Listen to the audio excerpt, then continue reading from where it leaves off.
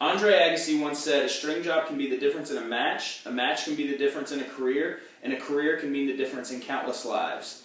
At some point, most tennis players have decided to change the string they're playing with, whether they want to change for a different feel, different playing characteristics, or just simply a different color. Most professionals currently play with polyester tennis strings, and that's what we're going to talk about today. Polyester tennis strings generate more spin, and they also come in a wide assortment of colors. So they've attracted a large market within recreational players as well. There are three main types. There are round-shaped and coated polyesters. Those are your three main types of polyester. And they all have different playing characteristics and just different things that they'll give you. The first type is round polyesters.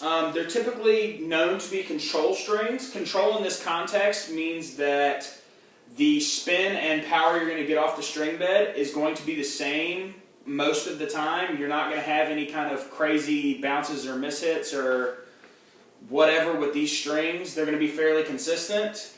And this is probably the largest segment of polyester string types, because they started making these types of strings in the mid to late 1980s, and they've just grown since then with their popularity. Cross and Lindsay, in a Wall Street Journal article, published a study showing that copoly strings generate 20% more spin than nylon strings and 11% more than natural gut. This is a significant difference when you look at the shift from natural gut to polyester and professional players, and what they feel it brings to them as well, and what it can bring to a recreational player's game. Now that you know a bit about round polys, let's look at shaped and rough polys. Shaped and rough polys. Shaped polys, as the name says, they're shaped. They can be triangular, square, pentagonal, hexagonal, octagonal, gear-shaped. They generally bite the ball, and that's where they generate their spin, is the ball grabbing onto the string and coming back off as you swing through. A rough poly is a completely different animal. A rough poly can be round or it can be shaped. The most common is a round poly with dimples or bumps on it. There are 3 or 4 different brands that do this. And Luxilon actually just introduced a new prototype, or not Luxilon, Slinko, I'm sorry, just introduced a new prototype that is a square-shaped poly that has dimples on it, that's only been released to a few college teams and select pro players.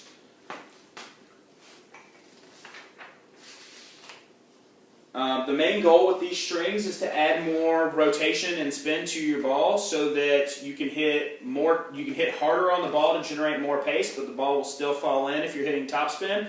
Or you can hit with slice and keep the ball in the court and keep it low to the ground to make it harder for your opponent to hit the ball back over the net without hitting it long. These can be effective for all players, pros, recreational players, college players, but they tend, from my experience, to do better with recreational players who don't have the super fast racket head speeds to generate spin from a regular round polyester or copolyester. These tend to grip the ball a little bit better and help them out when generating spin. Clearly, the 2 types of polys we looked at so far are different from one another, but there's also a third type of poly. It's coated polyesters. Coated polyesters can be round or they can be shaped, but they have an added element to them. They have some kind of coating on them to make them slide back faster. The most popular is called RPM Blast. It's made by Babolat. It has a proprietary silicone coating on the string, which allows the string to slide and snap back, which generates the spin on the ball.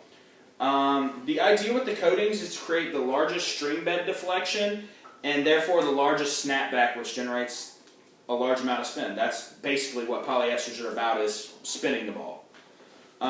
Most recreational players use this string because they see professionals they like Rafael Nadal playing with this string. It generally isn't good for them. They don't generate the kind of racket head speed necessary to get the full benefit of the string. A professional stringer named Prokes says he recommends that players go down at least 10% in tension when they switch from a multi-filament or a gut to a polyester. He says it puts less stress on the arm, And Luxolon, the stringing company, also suggests going down 10% to put less stress on your arm. As you can see, we've gone over round, shaped, and coated polys. And these are just a few characteristics. Round give you control and are durable. Shaped provides spin and are still durable. And coated provides spin based on string displacement and deflection, and they need the highest swing speed. Polyester strings have changed the game of tennis forever with their unmatched ability to generate spin as well as their durability. They have allowed recreational players and pro players alike to hit shots that just weren't possible 25 years ago. Maybe you've tried polyester strings previously with mixed results because you were just going based off of color or gauge or whatever and didn't know what you were really looking for. Hopefully today's presentation will help you make a more informed decision next time. And the difference isn't a small one with spin generation. A researcher named John Yandell analyzed slow motion video to determine that Rafael Nadal hits an average of 3,200 RPMs on his forehand and as many as 4,900. In comparison, previous top players like Pete Sampras and Andre Agassi averaged just 1,800 RPMs, and those guys were the dominant players of their era, but now spin is crucial and you have to have it to win, and polyesters have done that.